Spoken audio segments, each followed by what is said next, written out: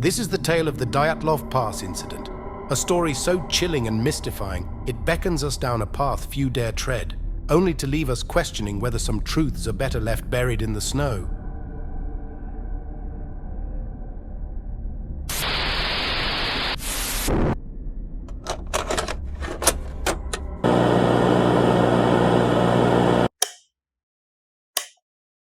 In late January 1959, a group of 9 intrepid hikers from the Ural Polytechnical Institute embarked on a journey that promised the thrill of adventure against the stark, unforgiving beauty of the northern Urals. Led by the experienced Igor Dyatlov, their goal was to reach Otorten Mountain, a trek that would earn them Grade 3 certification, the highest available in the Soviet Union at the time. Among the frozen landscapes and the camaraderie of fellow adventurers, they sought not just the triumph over nature's savage frontiers, but a testament to human resilience and spirit. The team was comprised of 7 men and 2 women, each a blend of engineer, student, and passionate explorer, united by a love for the wild and the unknown. Their journey was meticulously planned, their gear checked and rechecked, ensuring they were prepared for what lay ahead. Little did they know their names would soon be etched into a tale of mystery and horror that endures to this day. Their route took them through the vast expanse of the Ural Mountains, a place where the silence is so profound it's almost a sound in itself. They traveled by train, truck, and finally on foot, drawing closer to their destination, unaware of the dark turn their expedition would take. On January 31st, they arrived at the edge of the highland area and prepared for the ascent. They cached surplus food and equipment for the return trip, a decision made with the foresight of seasoned hikers, but one that would later haunt the investigation into their fate. February 1st dawned with the promise of challenge and discovery as they began their climb towards Otorten. However, worsening weather conditions, including snowstorms and decreased visibility, led them off their intended path and towards the slopes of Kolatsiakl, ominously known by the Mansi, the indigenous people of the region, as Dead Mountain. It was here, on this unforgiving slope, that they pitched their tent, a decision that has puzzled experts and enthusiasts for decades. Why here, on the open slope, exposed and vulnerable, did they choose to make camp? As night fell over Kolatsiakl, the group settled inside their tent, unaware that this night would be their last. What transpired over those dark hours remains a matter of speculation, horror, and intense debate. The next time the tent would see the light of day, it would be as the centerpiece of a gruesome and baffling scene. It wasn't until the hikers failed to report back to their sports club by February 12th, and a subsequent search operation was launched, that the scale of the tragedy began to unfold.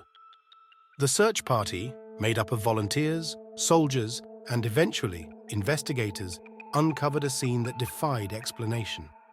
The tent, found partially collapsed and buried under snow, bore the marks of a hasty exit. Slashes from the inside suggested the group had cut their way out in a panic.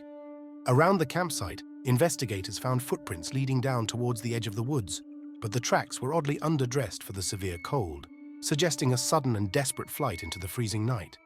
As the search expanded, the first 2 bodies were discovered at the forest's edge, barefoot and dressed only in underwear, as if they had fled into the -30°C night without a moment's hesitation to dress.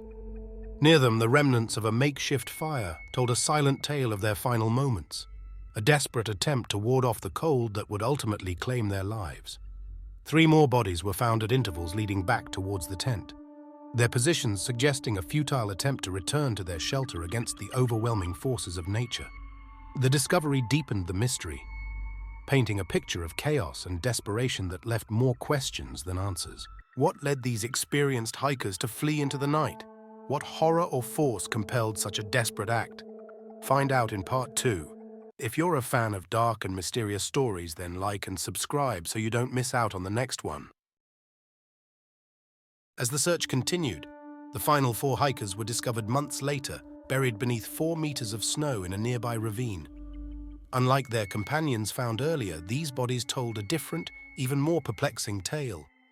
They were better dressed, suggesting they had taken clothes from those who had died first.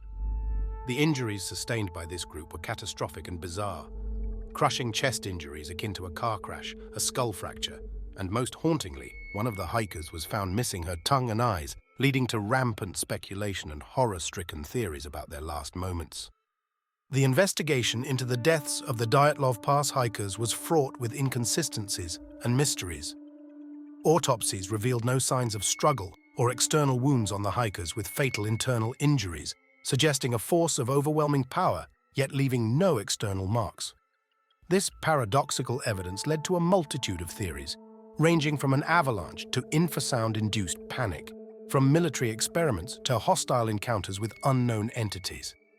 Yet none could fully explain the bizarre circumstances surrounding the deaths or the chaotic tableau discovered by rescuers. The Soviet investigation concluded in May 1959, determining that a compelling natural force had caused the deaths, a vague explanation that did little to quell the public's hunger for answers. The case was closed, files were archived, and the mountain pass was named Dyatlov Pass, in memory of those who lost their lives in its shadow. Yet the closure was anything but satisfactory, leaving a wound in the collective consciousness that has festered with each passing year. The Dyatlov Pass incident has since become a nexus for those fascinated by the unknown. It has inspired countless investigations, both official and amateur, each adding layers to the enigma. In recent years, new theories have emerged, propelled by advances in technology and research. Yet the mystery endures, a testament to the human desire to seek answers in the face of the inexplicable. The dramatic end to this saga lies not in the unveiling of a singular truth, but in the acceptance that some mysteries remain beyond the reach of our understanding. The darkness that enveloped the Dyatlov Pass hikers speaks to a deeper, more fundamental fear. The realization that despite our advancements, we remain at the mercy of forces beyond our control, both within the natural world and beyond the boundaries of our comprehension. The legacy of the Dyatlov Pass incident is not just a tale of tragedy and mystery. It is a call to acknowledge the vastness of the unknown that surrounds us, a challenge to accept the limits of our understanding. As we stand on the threshold of the dark, let us remember the 9 souls who ventured into the night, not as mere subjects of a mystery, but as individuals who embodied the spirit of adventure and the yearning to explore the uncharted.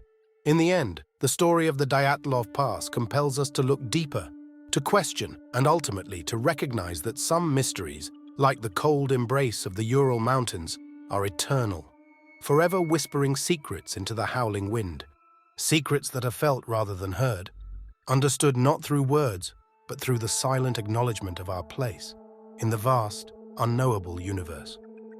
So what do you think happened to these 9 hikers? Why did they all lose their lives on the Dyatlov Pass? Like and subscribe to hear more dark and mysterious stories every week.